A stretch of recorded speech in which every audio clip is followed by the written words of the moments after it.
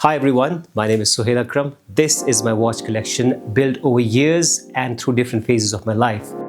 Now, some of these are vintages, some are daily beaters, there are some that hold some memorable stories, and of course there's one that is a bit of a regret buy. Let's start with something that I hold very dear to me. This is Tag Heuer Formula 1 Quartz. This is my wedding watch.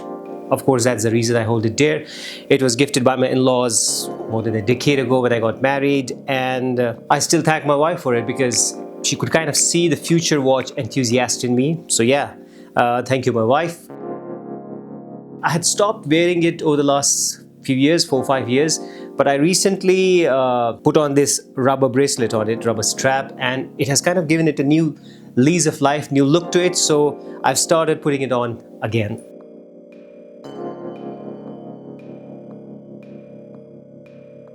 This year is Orient's 75th anniversary. I saw this piece online, Orient Bambino Automatic Special Edition for the 75th anniversary. Straight away, I love the beige color. It's so unique. What I love about this watch is the classiness, the aesthetics of it, particularly the hands. They're copperish, and when a light falls on them in a particular way, it really livens up the whole watch. So I love it. I probably might change the strap from leather to suede. I haven't found one yet, but let's see.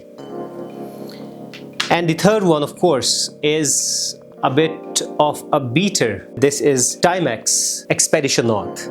Now this watch closely resembles the Hamilton Khaki Field. I love it for its simplicity and ruggedness. Now next to it is another watch that any watch enthusiast, any watch wearer would know, and almost everybody has it, I suppose. This is Casio World Timer AE 1200. Super affordable, the boss of the daily beaters. I mean, what more can a watch have? It has LED lights, it has the world timer with world map, 5 time zones, and it has a battery that lasts more than a decade.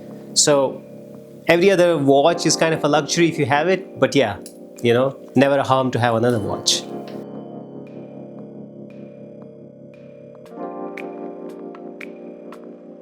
Now, Continental is an entry-level Swiss brand, but they make some really beautiful pieces. What I love about this watch is the classic aesthetics. The bezel sound is pretty amazing. Hear it. That's very industrial, isn't it?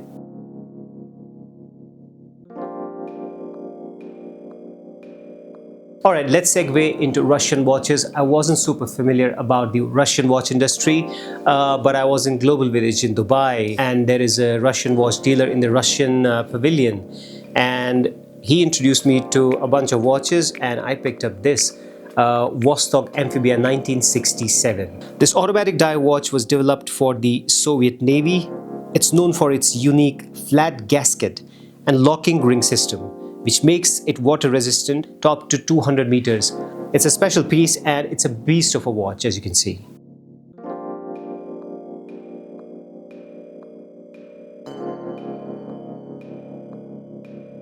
I have a vintage watch from 1960s from Russia. The brand is called Raketa. It's a smallish watch. I don't wear it often. It's a bit feminine on my wrist.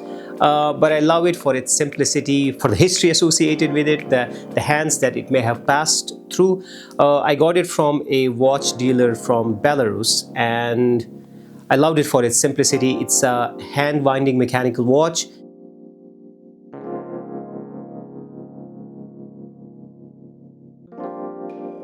Alright, now I want to show you a watch that I have completely fallen in love with. It's from 1970s, and this is my recent buy. This is Cami Watch Co. Automatic.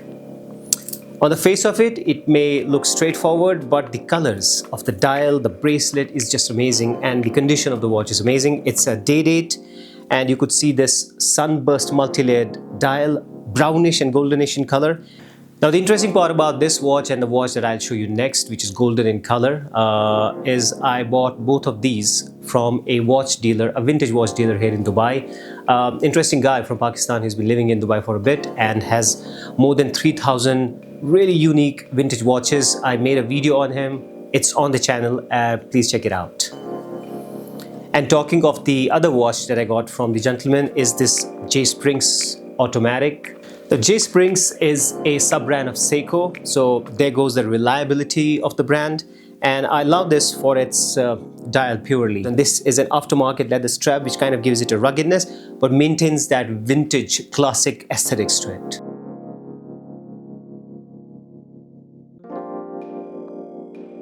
Now talking of Seiko, the Japanese brand that I love for its reliability and movements, I have two pieces which I call the Seiko heavyweights in my catalog. One is this monster, you must have seen it around. It's a beautiful looking watch, automatic, 200 meters, water resistance. What I love about is I ordered it from Japan when it was not even available in the UAE. I got so excited.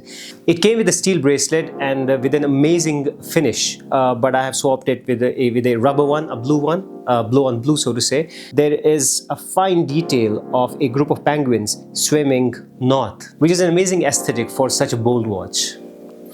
And another piece of Seiko is, I think this is the most sexy watch in my collection. It is Seiko 5 Sports GMT. This is a US exclusive edition with a charcoal grey dial, black and grey bezel. It has an exhibition case back, and one final detail that I love about this watch is this golden ring on the bezel, which sort of gives it a bit of a, I don't know, posh look. Now talking microbrands, I love what microbrands across the world have brought onto the table in the last few years in terms of style and substance and the variety. In my collection, I have this beautiful looking TV dial-esque Omologato Pan Americana quartz chronograph. Omologato is a British motorsport inspired brand that was founded in 2015 and it's based in Windsor, England. Again, this TV dial that you see was famous during 1970s, and as you may have seen around, this case and this shape is definitely making a comeback.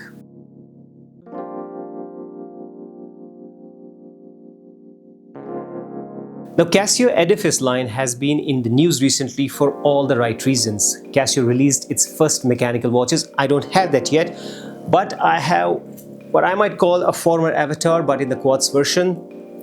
A rather simple classic watch, pretty affordable as well, in the Edifice line, and I love it for its finishing, the steeliness of it, the simplicity of it. It's a beautiful dress watch. Now if you're from India, you would be familiar with this brand. It's called HMT. There's a lot of nostalgia associated with the brand. They used to be a big player in the watch industry, then sort of fell off the radar, but now they're making a comeback. And this particular piece, it's a vintage piece, a bit small on my wrist, I don't wear it often. This is HMT Sona. And Sona translates in Hindi, Urdu to either gold. Sona could also mean sleeping, but in this case, of course, the translation is HMT Sona, which means HMT gold. I love it for its shine, for its in-your-face like gold attributes. But as I said, it's small. I don't wear it. And last but not least, no collection is complete without a bit of a regret. So my regret buy is this Steuer 1930 automatic 21 jewels. The watch looks beautiful. The case, exhibition back. I bought it off from Amazon, but I realized wearing it a few times that it doesn't keep the time well. It kind of lags behind sometimes. So this is my regret buy. So this is my watch collection built over the course of years with a bit of a meaning, mistakes and memories. Let me know in the comments what you think of it and if you would like me to review any particular timepiece. Thanks for watching.